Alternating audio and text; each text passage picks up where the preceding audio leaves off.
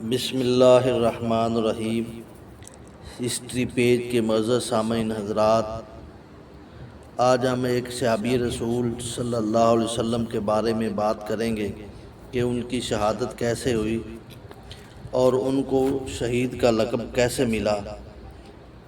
اس سے پہلے ہماری ایک ریکویسٹ ہے کہ پلیز آپ ہمارے چینل کو لائک اور سبسکرائب کر دیں تاکہ مزید اچھی ویڈیو آپ کو مل سکے۔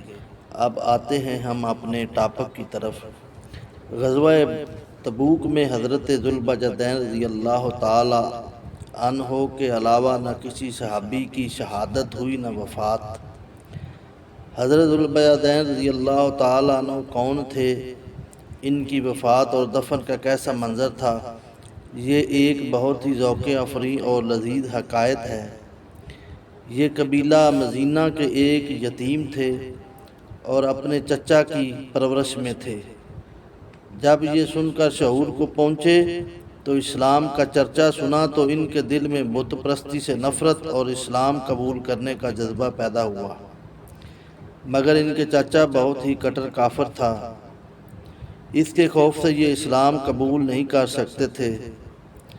لیکن فتح مکہ کے بعد جب لوگ فوج در فوج اسلام میں داخل ہونے لگے تو انہوں نے اپنے چچا کو ترغیب دی کہ تم بھی دامن اسلام میں آ جاؤ، کیونکہ میں قبول اسلام کے لیے بہت ہی بے قرار ہوں۔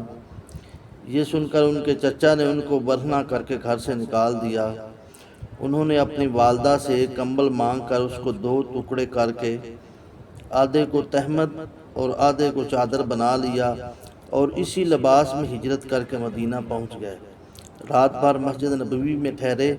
نماز فجر کے وقت جب جمال محمدی کے انوار سے ان کی آنکھیں منور ہوئی تو کلمہ پڑھ کر مشرف اسلام ہو گئے۔ حضور پاک صلی اللہ علیہ وسلم نے ان کا نام دریافت فرمایا تو انہوں نے اپنا نام عبد الاعلیٰ بتا دیا۔ آپ صلی اللہ علیہ وسلم نے فرمایا، آج سے تمہارا نام عبداللہ اور لقب ذوالبجدین 2 کملوں والا ہے۔ حضور پاک صلی اللہ علیہ وسلم ان پر بہت کرم فرماتے تھے۔ یہ مسجد نبوی میں صحابہ صفا کی جماعت کے ساتھ رہنے لگے اور نہایت ہی بلند آواز سے ذوق و شوق کے ساتھ قرآن مجید پڑھا کرتے تھے۔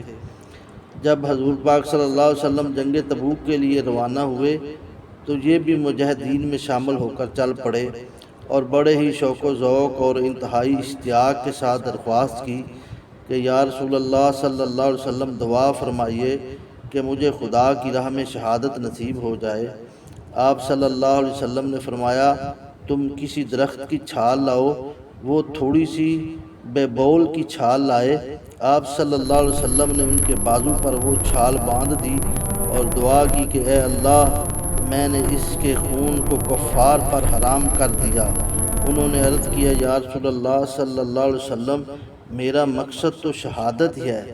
ارشاد فرمایا، جب تم جہاد کے لیے نکلے ہو، اگر بخار میں بھی مرو گے تب بھی تم شہید ہی ہوگے۔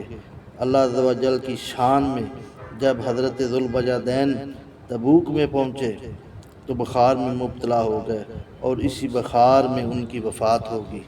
حضرت بلال بن حارث مدنی رضی اللہ تعالیٰ عنہ کا بیان ہے کہ ان کے دفن کا عجب منظر تھا کہ حضرت بلال موزن رضی اللہ تعالیٰ عنہ ہاتھ میں چراغ لیے ان کی قبر کے پاس کھڑے تھے اور خود بے نفس نفیس حضور پاک صلی اللہ علیہ وسلم ان کی قبر میں اترے اور حضرت ابو بکر صدیق اور حضرت عمر فاروق رضی اللہ تعالیٰ عنہ کو حکم دیا کہ تم دونوں اپنے اسلامی بھائی کی لاش کو اٹھاؤ۔